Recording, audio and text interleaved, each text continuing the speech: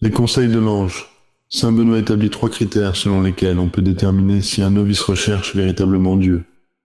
L'un de ces critères consiste à observer s'il met du zèle à servir Dieu, s'il s'autorise ses sentiments et les exprime devant Dieu. On regarde, ensuite, si le novice peut s'intégrer à la communauté, s'il peut faire preuve d'obéissance, s'il est sociable.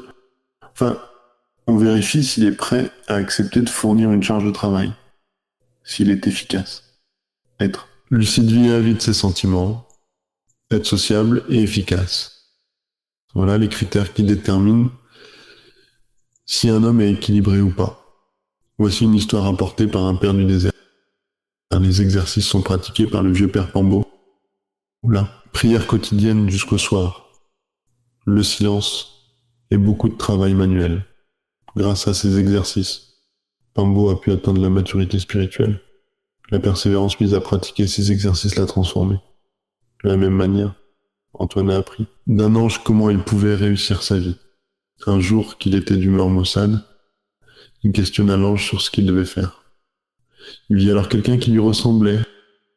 Il s'arrêtait pour prier, se rasseyait et tressait une corde, puis s'est relevé à nouveau pour prier. Il regarda, et c'était un ange du Seigneur envoyé à Antoine pour le conseiller et lui apporter la sécurité. Et il entendit la voix de l'ange. Agis ainsi, et tu trouveras le salut. Entendant cela, il fut rempli d'une grande joie et de courage.